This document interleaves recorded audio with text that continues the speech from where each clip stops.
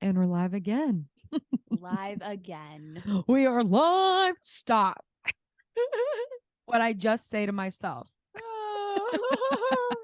I've been obsessed lately with the song. I've been in a musical theater kick, but Yeah. the song, do you know the song Feeling Alive from Company? Oh my God, the lyrics are so beautiful. I don't know if I know And that one. I watched A Marriage Story recently because I wanted to torture myself, and I honestly didn't love the movie, but I love Adam Driver, and you haven't seen it? Sorry, did I just No. What I'm saying is that's so funny that you say that because same. And I love Adam Driver, but I did not love the movie a way a lot of Yeah. my homies did. So I would Yeah. always felt like, oh shit. So I'm so happy you said that. Go on. Yeah.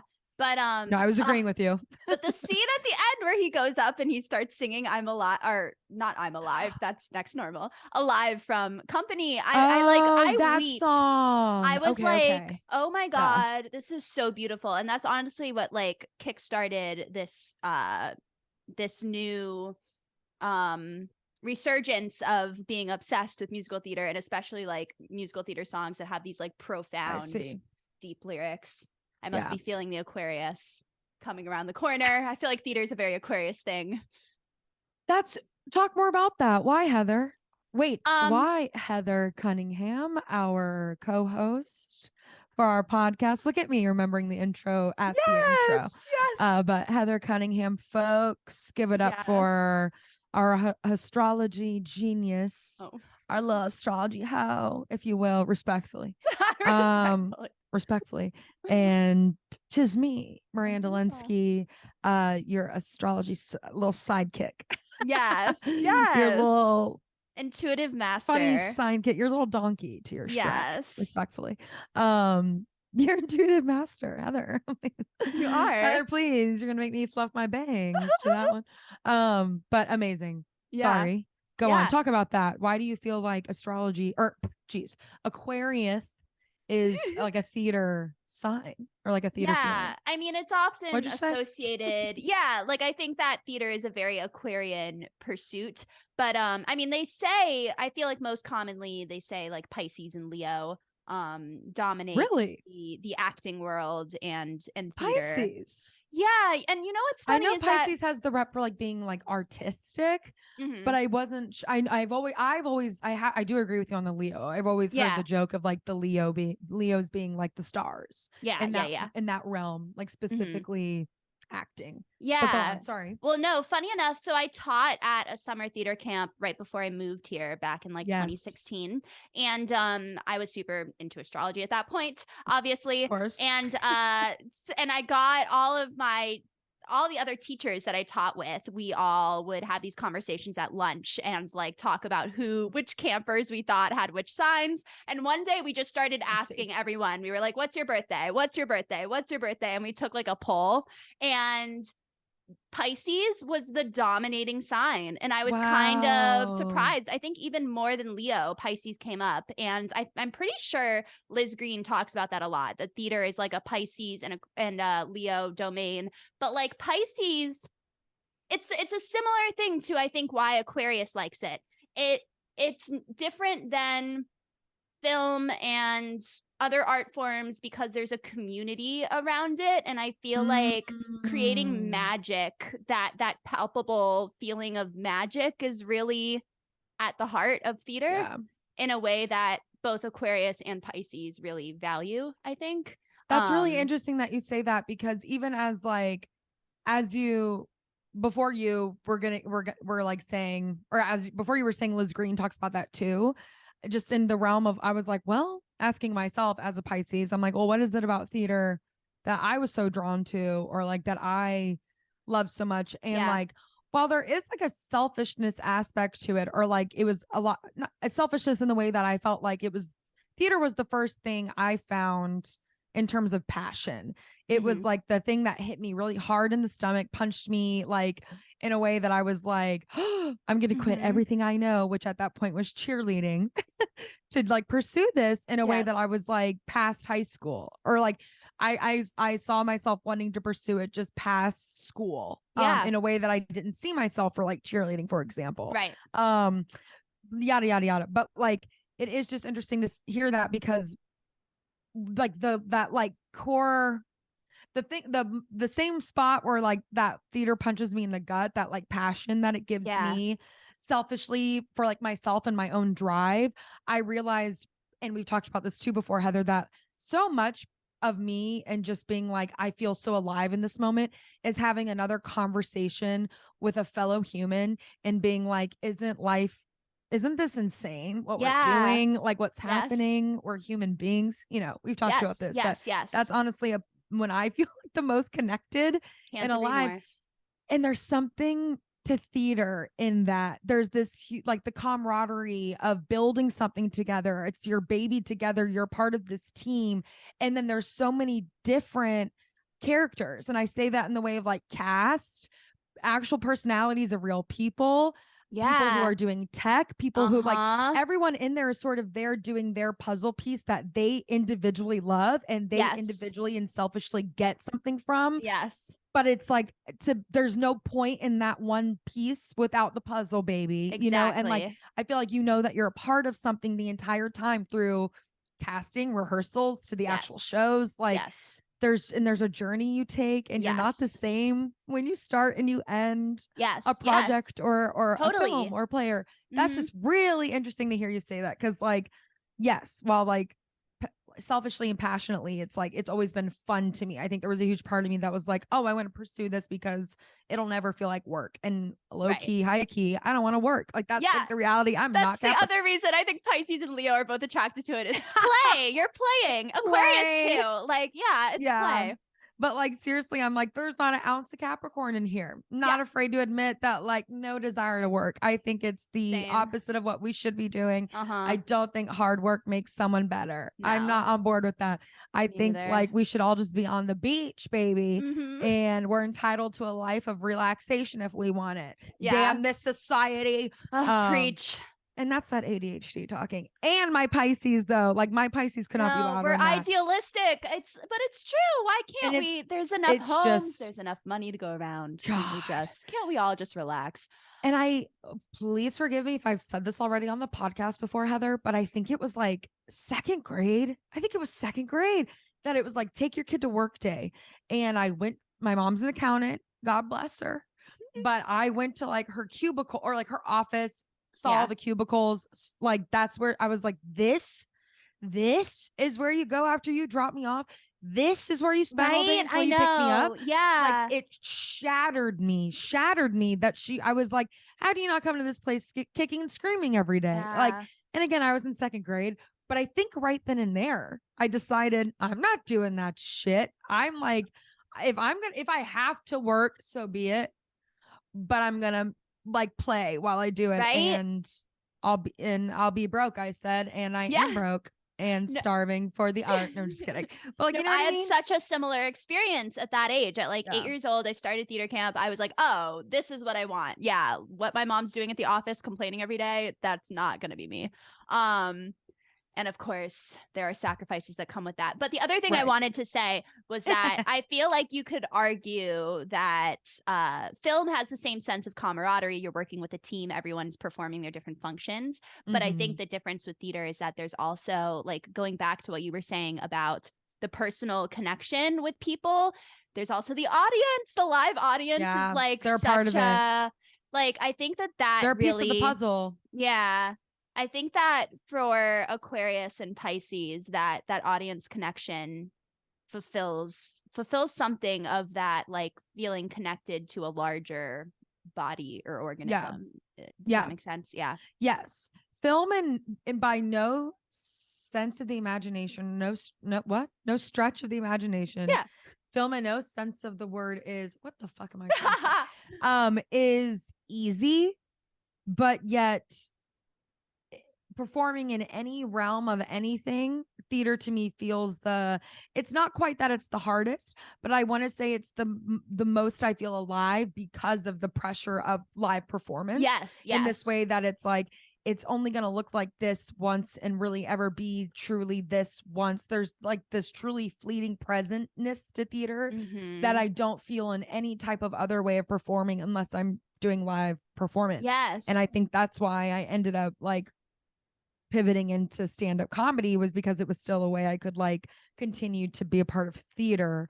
And then you become like, it's like a lot quicker camaraderie. It's just like for the night. It's like rental camaraderie of, in the sense of like, Yes. you're in a cast, but it's just for like the night of knowing each other for a couple hours. But then it's like, you sometimes will be in a show with that person again down the line in the same theater way. Like, I think a lot of like stand-up comedy, that's exactly why I love it so much. It's really funny to hear you say that. That's really interesting. Wow, this whole time I really thought it was Leos.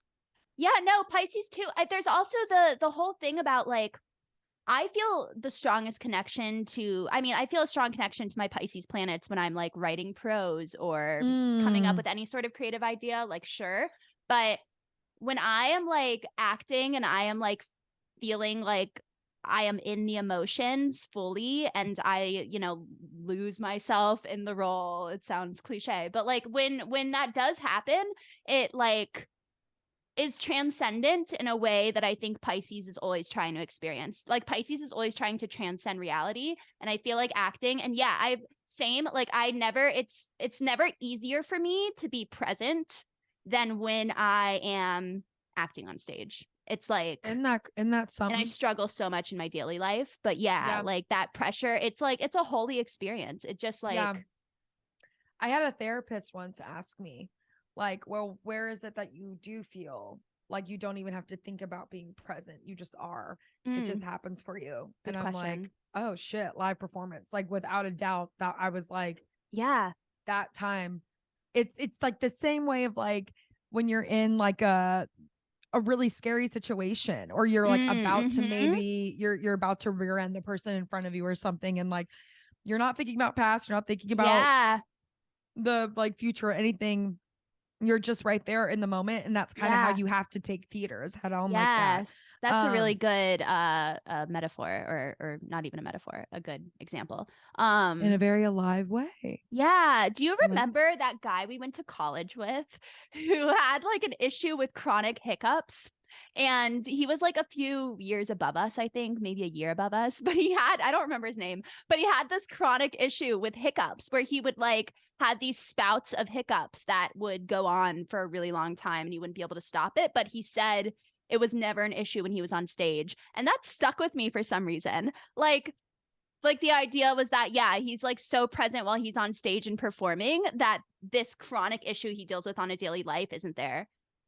That's wild, right? It's really, I don't remember this, Heather, but like you're ringing some bells. Like, not that I just think I kind of forgot that I knew this, or like now that you're saying that, I'm like, I do sort of remember this. That's I think so he funny. was in Winnie the Pooh, the episode production. He was. That's just like phenomenal though, or that's like, I totally remember what you're talking about now. That's amazing. I mean, I don't think I knew that like quote, or that they had said that. Yeah. But like, I totally remember now as you say that, because I want to say I had class with them. Probably. I think I did. Yeah. That's really interesting. Or like anytime I've ever been like, I'll never forget like the 30 and 60, and we'll get back into how this connects. Yeah, exactly. But I'll never forget like it was like senior year of the sketch team I was on in college, 30 and 60, and we were having our final show, and I was running a fever. I had strep throat and didn't know it yet. I was getting treated for the flu, so I really shouldn't have been there regardless, like a jerk. But this was also kind of like pre-COVID, and it was just college, and just like no one gave a shit if you were sick. Right. Not to defend my actions. Yeah, but no. They were like, you might be having flu symptoms. When I went to the pharmacist and was like, do y'all have any like kind of like severe Tylenol that will like can break a fever longer? I forget. And I was getting the body chills, fever, yada, yada, yada. And later realized I have strep is what it was. But so also again, I'm such a jerk.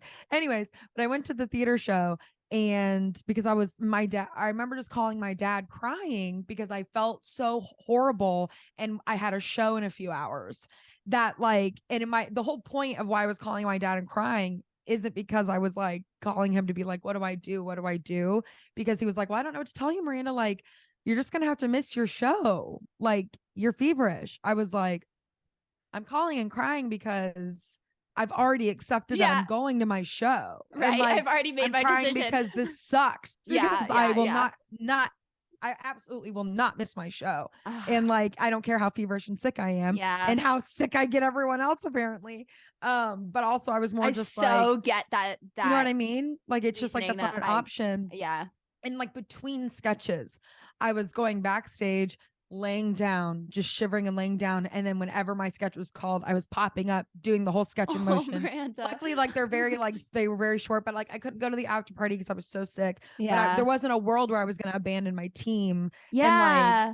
And I had every right to, but it was just like not happening. There was no understudy. There was no, Right. Anyway, but yeah, it's just maybe Aquarius and Pisces are really drawn to theater because it brings out our Capricorn side.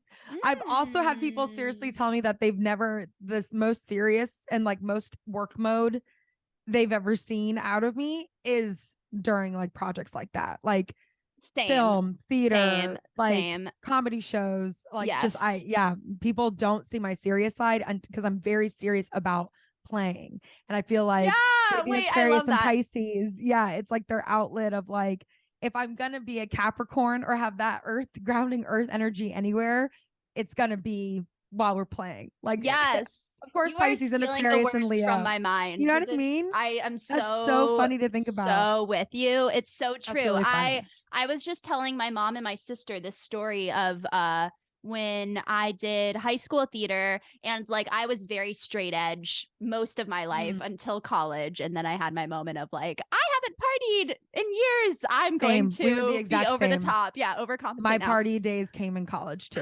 Yeah. Yep. But anyway, so like I was very, very serious about theater, especially in high school. And like I remember my theater director in high school like really liked to cast the football players and people like dudes who wouldn't normally do theater for whatever psychology he was dealing with. I don't know.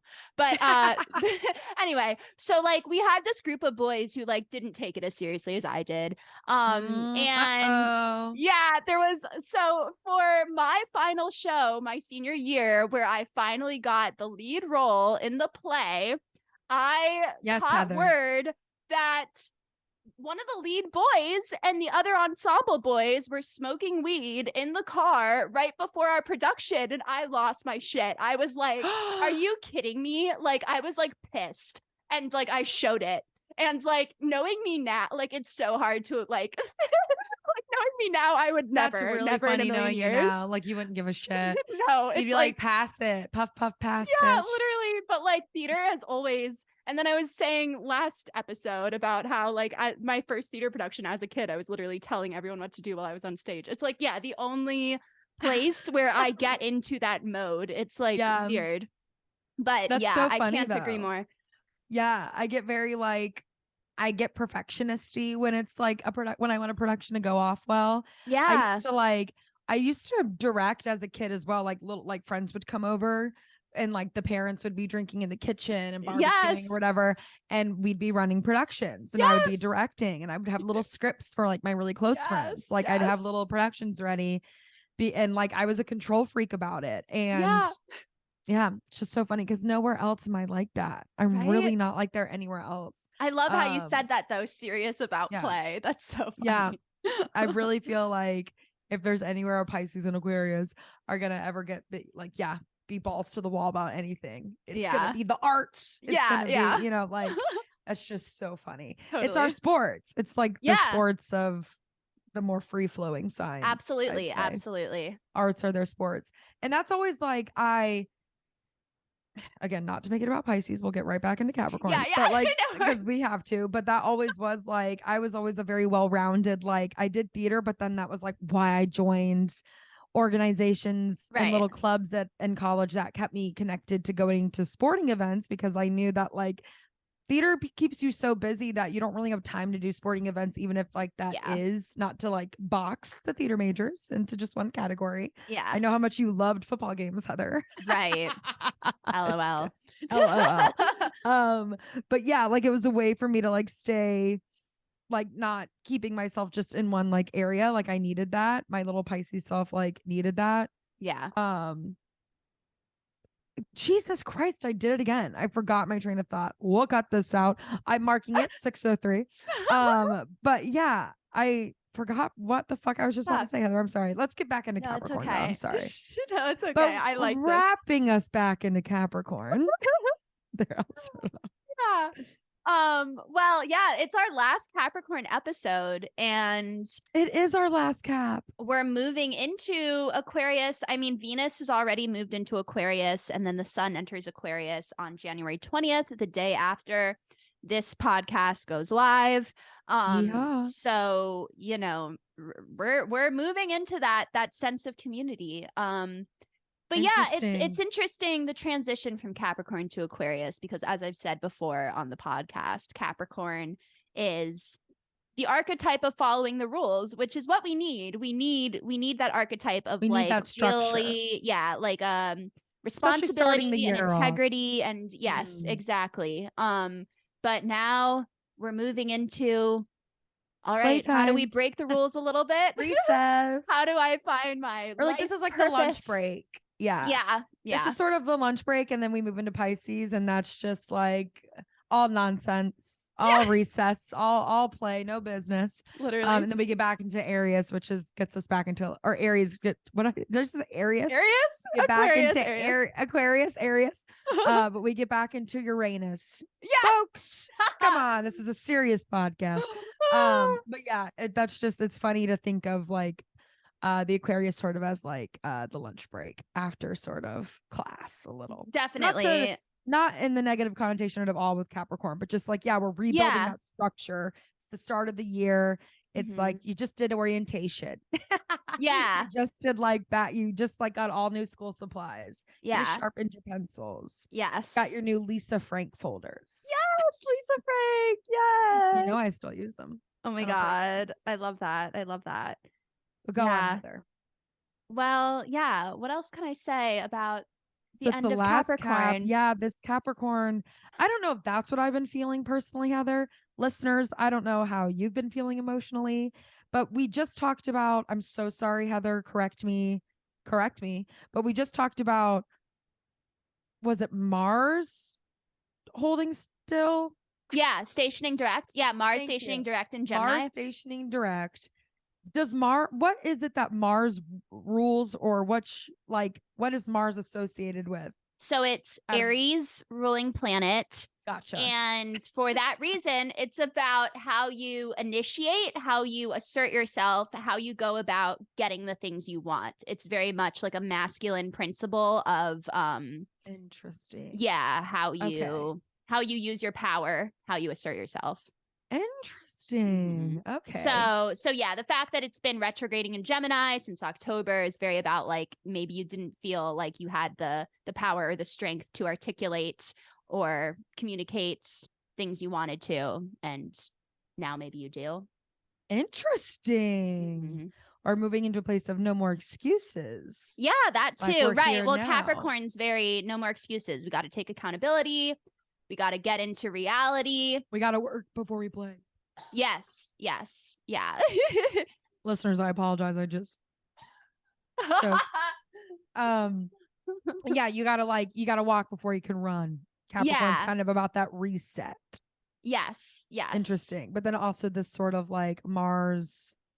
I'm so sorry. Say it one more time. Mars is stationing direct. I think now it's moving direct. Yeah. Oh, okay. Now moving direct. Yeah. So it can either be doing three things: moving direct, stationing direct, or retrograding.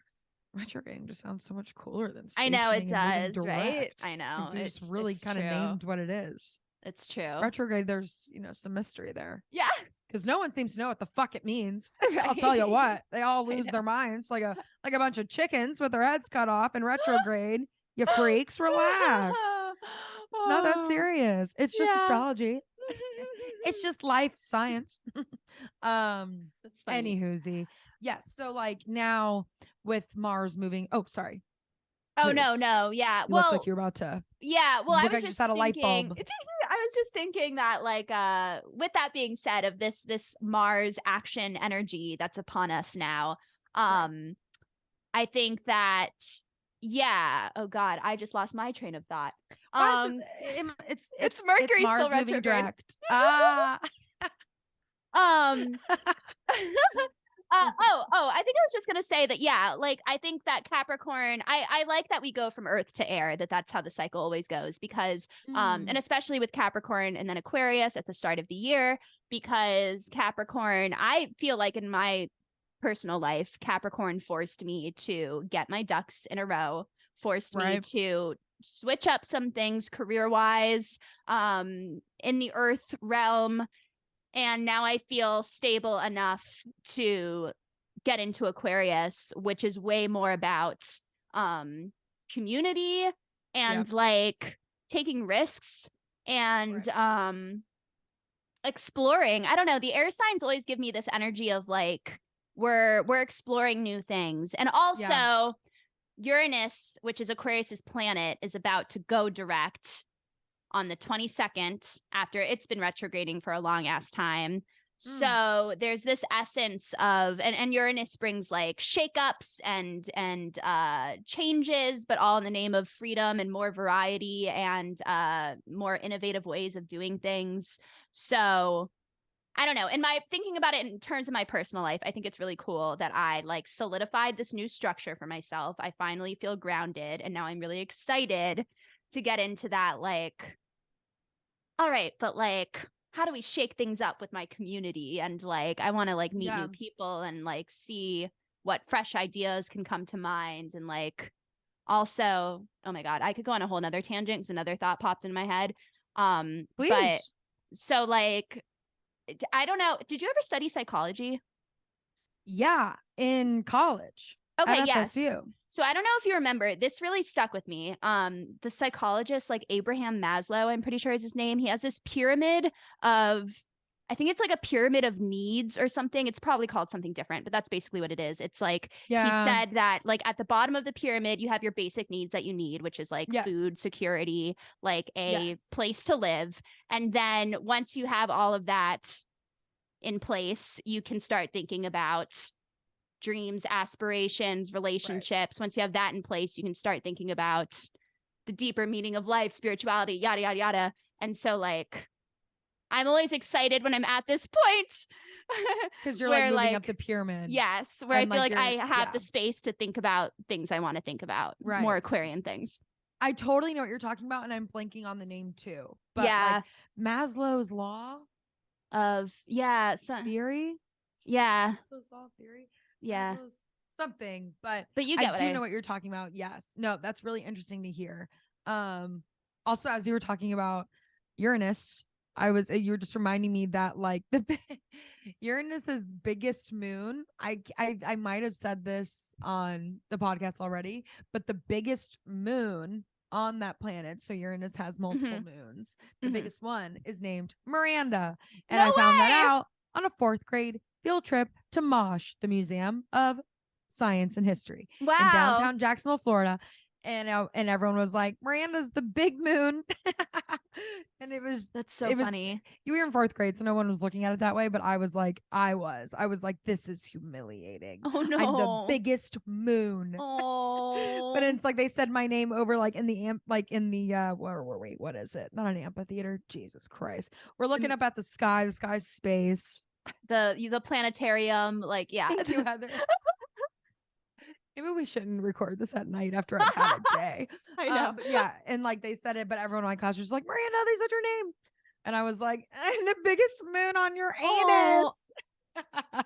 Oh my God. I was like, I'm the ass's biggest ass. I totally was looking at it way funnier because I was big emotions and I had big emotions and I was beautiful. A little profound Pisces. Yes, exactly. I saw the funny already. Right. That's funny. But yeah, no, that just makes a lot of like, it's sort of like we're if we were a rocket ship, which is sort of what the new year is, right? You're like on this rocket ship, this 2023 rocket ship, if you will, and we literally launch while we're in the middle of Capricorn, and we're like getting through the fiery like atmosphere, and it's like kind of like now as this episode is like coming out, we're just now entering like the first like calmness of like the atmosphere, or not the Yeah. atmosphere of like space. And we're just now getting into that range where we can like drop the extra. I don't know if I'm saying any of this right. You might Yeah, drop, I'm you might drop following. those I'm little following. guys before you exit the atmosphere. I'm sure you do. But that's kind of what Capricorn is, right? It's like dropping those little extra guys as you shoot off and launch in. And then I feel like Aquarius is when you first get into that like quiet, and you've just Yeah. like the fiery launch of Capricorn. And then Right. Pisces, you're in a black hole. Get back here. You're in the abyss. You're Pisces. floating in the sea. We literally can't Who see on the knows where you'll end telescope up. anymore. Oh my God. Get a new crew up there. Oh my God. Oh, what's this? And then Aries comet, boom, shoots the spaceship back into orbit, gets you back Big on your ship. explosion. Yeah. But yeah, it does. It just sort of feels like this, like not the calm before the storm, sort of the calm after like the Capricorn storm. Yeah. We'll be Yeah. shifting into, which is nice. It's exactly what you said. It's sort of nice to skip in. I love Yeah. the pattern too of earth into air. Yes. Before we get into water, and then like we just end them all on this big fire, on this big boom. Every sort of like cycle and season, when I think about it too, it gets to sort of go out on like a boom, or well, I guess the seasons are coming first, but you get what I mean. Yeah, totally. We like move through the cycle. It's so very fun that we go out on fire. Yeah, I Makes agree. sense. I very agree. Anything else, Heather, that you'd like to add before we start hopping into these cutie cap charts? Let's look at the charts, and then I have some more transit info. Beautiful. For the end. So stay tuned. Stay tuned. Heather, we got some reality star diva queens with us for this our favorite kind for this last cap episode. I'm so excited. I know that Heather, you're definitely, out of the two of us, you are the reality TV like watcher, and I mean that respectfully. Like you just you keep up with so much. Like I literally keep up with the Kardashians, and that's kind of like it anymore, unless it's like Survivor here and there. But like I don't watch nearly as much reality TV as I used to. And my reality TV guilty pleasure, go to my like my reality what got me into reality television was none other than Laguna Beach, starring Miss Kristin Cavallari. Who now, I'm so sorry because I don't know if the show is actually still going on or not. I think it is. Very Cavallari. Yeah. And I got really into it. We watched it together. That's right. We did. That was my introduction to it. Yeah. Oh, that's right. I forgot that. I was like, oh my God, this is Kristin's new show, and she's married to a football player now, and we have to watch it. Their dynamic was so weird. Anyway. Well, and they're divorced now. Yeah, I know. Which like, who saw and he coming? was like, everyone. There was all this drama. Sorry, there was all this drama where the show in the Bravo world, where like the hot Aquarian guy, Craig on Southern Charm, was like hooking up with Kristin Cavallari right after they got divorced. And then Kristin's husband was allegedly hooking up. Jay Cutler. Yeah, was allegedly hooking up with Brittany from Southern Charm. And that's her name, right? No, Madison. Sorry, not Brittany, Madison. And it was all the drama. But anyway, so God. Yeah, I remember watching that with you, and I think about it still sometimes because it's in my Bravo universe still in now. the realm. Yeah, no, that's so funny. Yeah, Kristin. I love Kristin Cavallari. Let me just go ahead and set that record straight, because I know the listeners were wondering, and I know people have been asking me for quite some time. Hey, do you love Kristin Cavallari? The answer is yes. And I say that as okay. So Laguna Beach comes out right in the early 2000s, Heather. I want to say it's like 2004. And I was a cheerleader at the time. I did like Pop Warner cheerleading, which is very family oriented. It's not all-star cheerleading. Like you do like we did stop it. I've been immature this whole episode more than usual. But we would have competitions, but there'd be like 3 in the entire year. You had a city competition, regionals, nationals. Yeah. And then like you did football games, very like chill cheerleading vibes. But I was the youngest one on my team because I knew the coach. She was like my extended day counselor, and we had been like kind of family friends. So I got to, even though for my like age, I should have technically been on like the team lower. I was like the youngest one on my team, and I was in elementary school with all these middle schoolers. And I remember being introduced to reality television, being introduced to Laguna Beach, and I like could not get it. I was like So why are we watching them? Who are they? If it's not a scripted television show, why are we watching it? And I remember like my middle school cheerleading little girlies like could not understand how I just remember I couldn't understand, like I didn't understand. Like if it wasn't a game show like Survivor or like American Idol, I didn't understand the point. And no, I it was this just bizarre thing. yeah. And that was just like my intro was literally, and then I became obsessed with Laguna Beach. That was like, so I watched it all through middle school, watched The Hills all through high school. Yeah. Was just like a little, that was my reality television. And it's so funny because when I grew up watching it, I was so like anti Kristin. It was like the thing to really be anti Kristin because the media made you feel that way. And we didn't understand her Capricorn headstrongness yet. But like I just remember the media always really portraying her and the show portraying her as the bitch, right? Yeah. And then when I got older and sort of rewatched Laguna Beach, and I was just growing up and getting older as I was watching The Hills, I realized Lauren Conrad was starting to piss me off. Or like I just realized that I was like, I actually don't know if you're all that morally correct, or like this way that you preach. Or I was just kind of like, I don't know. I just started realizing what reality TV meant and how much it is skewed and how much like it is sort of like manipulation. There was a lot of that I wasn't recognizing when I was younger.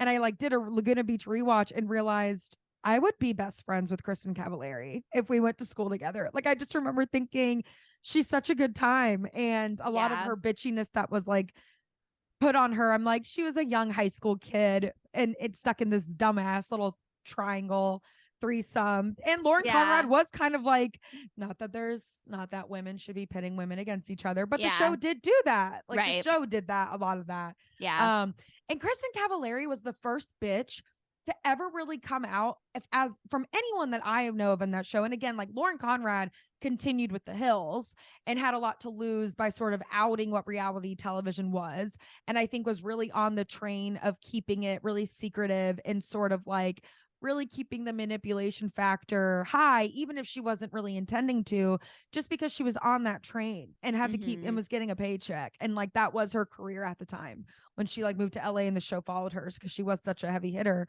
And then I remember like hearing about Kristin Cavallari, sort of, she took a step out of reality television. You didn't really know where she went for the longest time.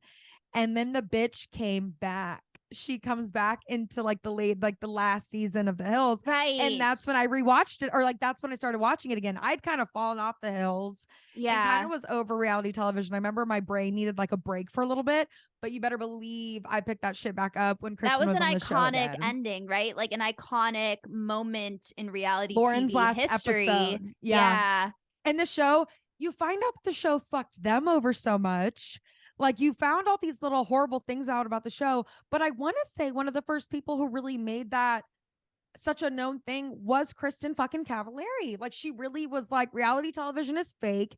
These people aren't my fucking friends. We're in a cast together. Like I have a whole separate different life that is not on camera that you never see. No one really knows anyone on reality television. That's like when I remember really being like, oh, and then like Lauren Conrad's, her last episode ever on The Hills is bringing Kristin back. And you can totally tell that she did not know that Kristin was coming on the show. You can just totally tell she was blindsided by the show doing that. And then, the very, very ending, they have that whole weird, like, you see the Hollywood sign, but then they kind of let you know it's a set. Fucking weird.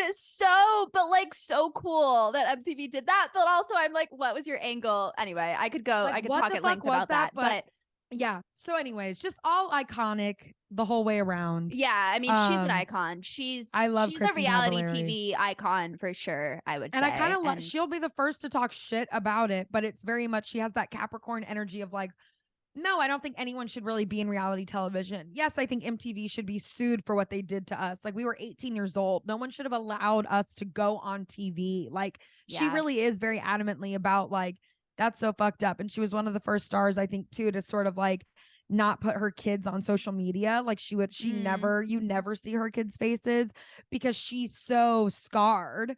But also in the same way of like, she can't really undo that now. That is her life. She is like a TV personality due to reality television in a way that she's very about, well, I'm going to get my bag from it now. But in a way that I think like, I kind of love how her protectiveness over her kids. Cause I think she wishes had that. And I think Yeah. that like, yeah, MTV just came to their school. MTV just like came to Laguna Beach and just like showed up at their high school, ask and like essentially like audition these kids, found out there was this like little tiny sub romance triangle and like ran with that, and these kids just ended up being signed up on this ship for life. Like it's Yeah. kind of wild. It is Not all of wild. them, but Kristin and Elsie for sure. Yeah. No, it is. It's so wild. And I am grateful that it happened, but at the same time I feel for Kristin and totally love that she spoke up about that. And I think it fits with her signs. Like yes, and so that's sorry go ahead, Heather. No, yeah, I just think that there's excited. that Capricorn sense of integrity Responsibility, and responsibility and needing to speak up about that feels very Capricorn to me, but also the Aries moon, which we don't have her rising, so it could technically be Pisces moon, but I really feel very strongly in my soul that she's Aries moon because she has that just fiery power in everything, every time I've seen her on camera, and I think that that's like a real thing. I don't think she's performing that. And no, and I think that's why MTV ran with her. I think MTV like was also like, oh, this bitch is gonna get ratings. She has a confidence about her that fire moons have. It's just like this innate confidence and like power in her personality. And she's just like kind of charming. Yeah. And she's attractive. And again, not just like she is beautiful, but I also just mean more like she has that like essence, like you kind of want to be around her energy. Like she just kind of has this light, like fun energy to her. Like almost like, but it's not in like a goofy, but also not like she's self-serious. Like it just like, it's really hard to sort of articulate, but it's a very captivating. It's something that I feel like is very fire. There's almost like a captivating something you can't put your finger on. That's fire as fuck. Like that's literally a big part of like their essence. And she screams that. And it was so funny, Heather, because I told you, I watched an episode of Laguna Beach recently, knowing, earlier today. So, knowing because we were going to be doing Kristin. Oh yeah. For the podcast. Yeah. For our episode. And even before I looked up her chart more in depth, and like knowing she's a Capricorn sun, I immediately was like, oh, this bitch screams fire. Like I was like, I wonder where her fire placements are. It was not a matter of if, it was like when. And it's such a bummer that I was going to add that we don't have her moon and rising. I know. But based on like the information that we do have, it looks like Astro Theme. Shouts out, by the way, to Astro Theme. We use them every episode. We love you. We love them. We adore them. Come on the pod, Astro Theme. Yes. Sponsor us, Astro Theme. Please. Please. But based on like sort of the information we do have, it looks like Astro Theme sort of like put it as, like you said, like Aries or Pisces. And I 100% would say that bitch leans towards Aries, or like for sure. I'd put money on it. Yeah, for sure. Again, like I said, like if it is any other moon, I think it has to be Pisces, because again, that's sort of a water sign that still is very like passionate and like emotion forward. Yes. And she's definitely not someone who hides how she feels. Yes. And so like if anything, but then there's got to be Aries as like her rising, or Leo rising somewhere. Like there's definitely fire in that. There's definitely fire. I agree. Yeah. But she definitely has some sensitive undertones, which again, fire could also be a fire. Yeah. Well, what's interesting is I think that, and the image that I have of the chart from Astro Theme does show that the moon is 1 degree Aries, and I'm going to, I think that makes sense. But the cool thing is that her moon in Aries is conjunct Mars in Pisces. So, and that isn't dependent on the time. Like I think that, the moon is already working with this Aries energy because Mars is Aries ruling planet, but there's also that Pisces tilt either way because Mars is in Pisces. Right. So that's really interesting. Yeah, it is. And moon conjunct Mars, I think that's such a great placement for a reality TV star because it's like, the moon is obviously the emotions. Reality TV, I think, is I'm so attracted to it because it is so heightened emotions all the time, just like theater is. It's going straight to the let's be fiery, let's be emotional. Yeah. Yes. And Moon conjunct Mars is expressing your emotions in a dramatic way. And when Aries is involved too, it is like, I know how I feel. I am ready to express it. You know, I don't That give a is fuck if literally I'm coming her. off dramatic. Like, I feel Yeah. intensely and I'm fiery, and here it is. Yeah. Which I love. I love too. Oh my God, I love it. That's my I favorite love kind it. of bitch. Same. It is the reason need why I became more. obsessed with reality TV, is Yeah. because like I stumbled upon the Housewives and I was like, there are these women who just like yell and scream and let it out instead of keeping everything inside. What the fuck? Like, Love it. yeah. So funny. So Love funny. it. Yes. Yeah. Is there anything else? I know, again, Heather, that unfortunately we don't have a lot from her chart, but anything else that you want to flag? The only thing I will say is that the Capricorn thing is so prevalent, and like, even because as we were watching Very Cavallari, and that's like not so much about a lot of her like personal life and her being like involved in this high school drama, literally, that is Laguna Beach, or even the 20s, in your early 20s drama of the hills. Like, it's very much, has 3 kids now, and she's married at the time, and it's about her launching her business, her jewelry which is line, very Capricorn, which is so fucking Capricorn. And then you see her in this, like, I want to say she talks about being a Capricorn on the show. Like, I could see that. I want to say I like remember specifically her poking fun at her own self in a way that, like, her Capricorn tendencies, and just like, yeah, she it exudes Capricorn. Yeah, her most recent episodes. Yeah. On from what I remember of watching with you, she kind of did give me Mary Ellis, and not in a bad way. Shout out. But in that boss bitch. But in that boss bitch, like, I need everyone to care at the level I do. Exactly. Yeah. Exactly. And this is important to me. And like, I am a career woman, bitch, you know, like that energy. Yeah. And like, I get in that, like, getting off on being a career woman. Exactly. Like, you can tell it like fulfills her. Yes. Yeah. It's like a passion in itself. Yeah, exactly. Sorry. Exactly. Please, Oh, yeah. Heather. The only other thing I think that is cool about the chart is that Sun is conjunct Mercury. So that also gives this yeah, I mean, my Mercury is also conjunct my Sun, but it's retrograde and it's in Pisces. So it's like, you would think that I mean, I do have this desire to communicate, but it's like, I can only do it through like certain, right, you know, abstract, like certain mediums. Anyway. But so having the Sun in Capricorn conjunct Mercury in Capricorn gives her a strong sense of how she's feeling, strong opinions, and a strong desire and ability to express it. Which I also think is great for reality TV, and I think shows in her personality. And then she has Venus in Scorpio, which is kind of cool. Venus in Scorpio in trine to the moon and the Mars.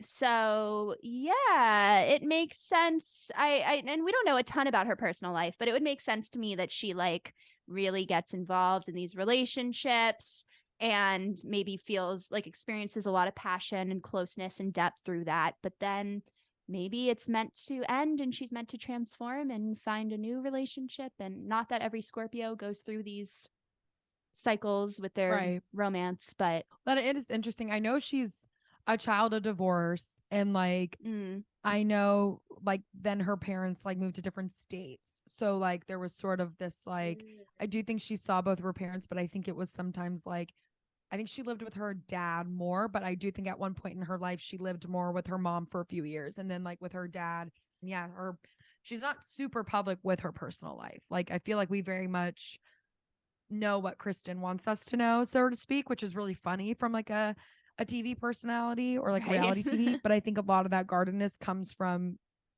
being on fucking reality TV at 18. Too young. Like, I know. Yeah. That's very Venus and Scorpio. You can tell that with the Scorpio. Yeah. I was like, with her, she's back in reality TV, but I bet she has a producer like credit on that show, and it's on her. Yeah, exactly. It's like all on her terms if she's going to do it. And that was sort of her whole, when she spoke about returning to the hills, it was like, okay, well, I can't get away from being this like bitch character. Like, that's just what was painted for me on Laguna Beach. So if I'm going to do it, my contract's going to be this much. Like, she even talks about that if she was going to do it, she was going to do it full like all the way. Like she was Yeah, gonna do it as a character and get paid well for it. yeah, yeah. And I was like, amazing. I Like that's admire Capricorn her. as fuck. I do too. Kristin, come on the Come show. on the pod. Come on the pod, Kristin. And with that, Heather, yes. shall we move on to our next Let's. reality diva? Let's. This was really fun too. I was just telling Miranda, I love this person. We're gonna look at the chart of Kyle Richards. I feel a strong connection to her because we both are Leo rising, and I'm obsessed with her hair. And there are a few people who I feel like really have similar hair to mine, where they like wear it long even as they get older, and it's like thick and like the color is the same. And every time I get a haircut now, I give them a picture of Kyle Richards. And amazing. But regardless, I also love that she is like the most grounded housewife, one of the most grounded housewives there are, I think. Like she just really gives me she's a child star. Right? I know. It is That's hilarious though, because her sister Kim Richards is also on the Housewives, and you can tell that she is like a child star who is really dealing with it now. Yeah, like really kind of suffering because of it. And Kyle Richards is also, I believe, the half sibling to Kathy Hilton. She's Paris Hilton's aunt, and Kathy Hilton was recently on the Housewives and is getting more attention, you know, as her own figure in reality TV. So fun. And it seems like, it's just crazy that Kyle is very much the normal one. And like she's the oldest, and I know that she you know, like I think like had to take care of her little sister Kim. There's a strong maternal energy with her, and she has a lot of kids. And but she just like really strikes me as one of the most grounded reality television stars I've ever seen. Very authentic, very real, very Leo warmth, but very Capricorn at the same time.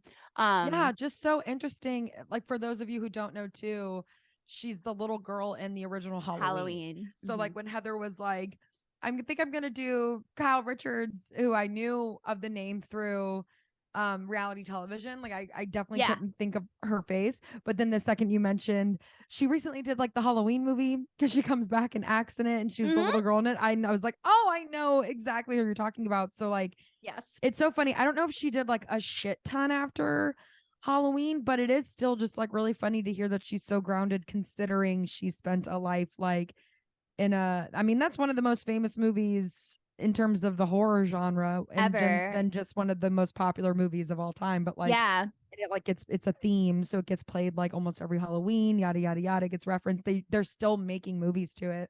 And then she was just in it. But I'm like, it's just interesting to hear that. It's got to be those Capricorn roots. Totally. And like the cool thing is, she has this like strong relationship with Jamie Lee Curtis, who also is in Halloween with her. And Jamie Lee Curtis, still to this day, Jamie Lee Curtis was recently on an episode of Real Housewives of Beverly Hills, and she goes to Kyle's like dinner party, and they have this whole conversation. Like Kyle welcomes. Amazing. It is. It's amazing. Kyle welcomes Jamie Lee Curtis at the door, and she's like, "Oh my God, I haven't been able to finish my blowout, and I look like a mess," and yada yada yada. And Jamie Lee Curtis is like, "I don't care about anything that's going on like with your hair or anything on the exterior. All I care about is what's inside here." And she like points to her heart. And I know it was kind of like corny and a lot, but at the same time, like, I know so cute. it like is, almost like really big cute. sistery. It is. It's really like cute. And like, well, she really was her baby. I like wonder this like bond they actually did form on like, because Jamie Lee Curtis was so much older than her, not so much older than her, but like in that range of her being like in high school age, and Kyle being such like playing the little Lindsay, like, you know, like, and then the nature of the movie, she's like protecting her and trying to keep her safe from a fucking slasher serial killer. So like, I do wonder how much of like on set time, you know, the month or so of like filming, like how much they really did bond in a way that's really precious to hear. That blows my mind. I would have never thought in a million years that they still like kept in touch. And the cool, my theory is that they do, because they're both like real people. Like Jamie Lee Curtis also talks about, I just learned that she apparently like preaches that, you know, like, why get plastic surgery when you can just have like a youthful mindset and like the rest follows. And Mm. Kyle has always been like the one housewife, and in Beverly Hills especially, where the plastic surgery is just off the walls, Right. she's always been the one. I mean, she does have some plastic surgery, but she's always been the one to be like, I kind of want to age a little bit more naturally. Like, I kind of think that sometimes all the filler and shit ages you. And like, I think that both of them are like, they give me authenticity in this world where a lot of people aren't authentic. But yeah, that's anyway. amazing. Well, that's also just hard again in a life where you grew up in Hollywood, especially Jamie Lee was very young in the industry as well.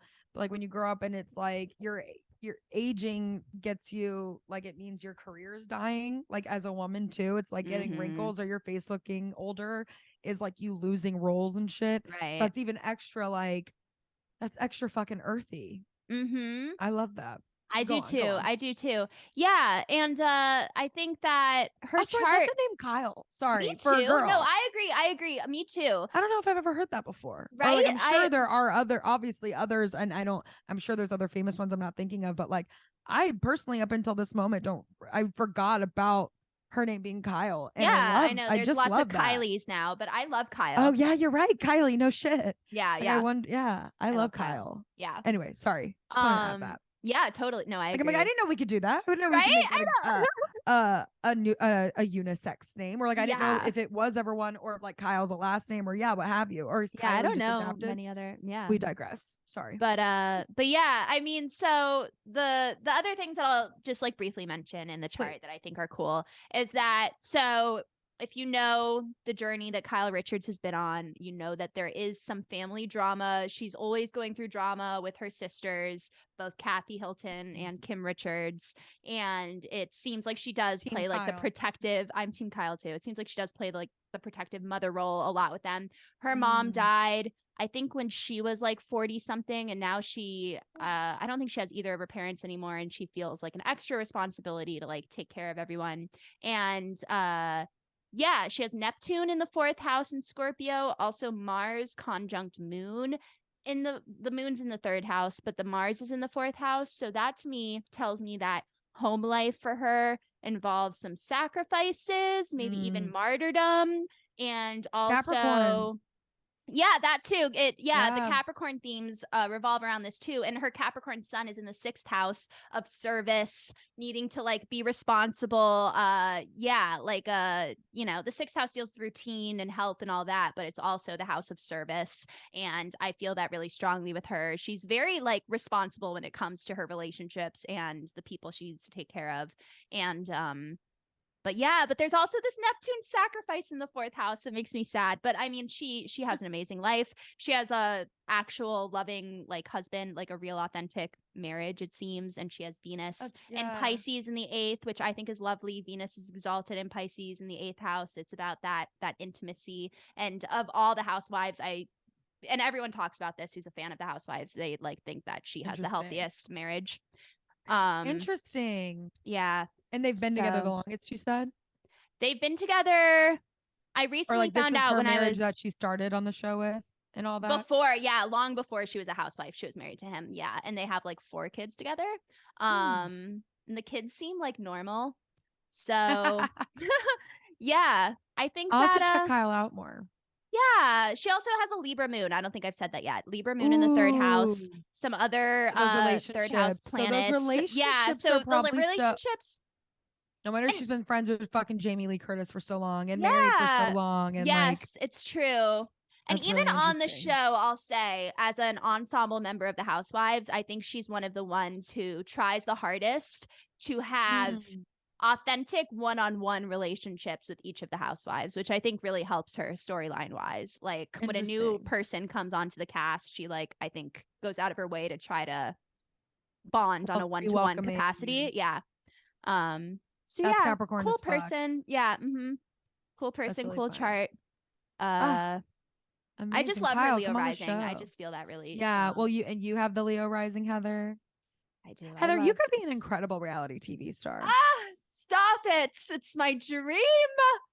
You really I sometimes think that, and then I sometimes think I'd be the worst. Like, I think that I would put it all out on the table. A mix of characters. Yeah.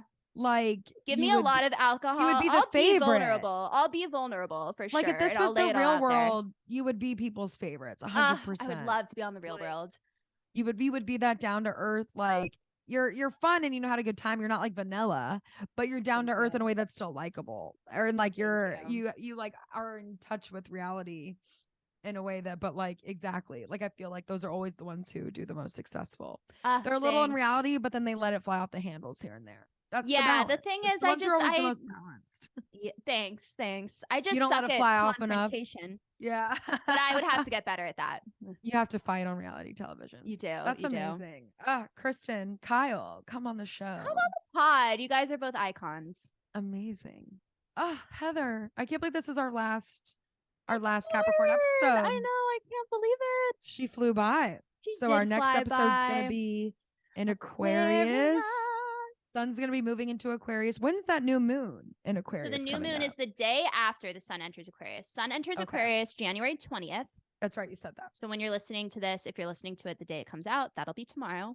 Woohoo! Then the new moon in Aquarius, on the 21st, which is a very powerful new moon because not only is it the first new moon of the year, the calendar year, it's also a new moon in Aquarius that is in it's close to Pluto in Capricorn. So at the start of this week, we have the sun moving on over to Pluto and Capricorn. They are, in conversation, and they're flirting a little bit. Yeah, they're hanging out, but like Pluto is also darkness and transformation and all that Scorpio shit. So it's like this extra burst of transformation and like really tapping into what you desire in that Pluto Scorpio, like I fucking need this kind of way, before we really enter this Aquarian energy that I see Aquarius as like an opening up, like I don't know. I really see it as like you're getting your friends together, you're bringing new friends in, and you're all expressing your individuality and like, it's the opposite of Leo. So it's like authenticity through celebrating each other's differences. That sentence didn't make sense.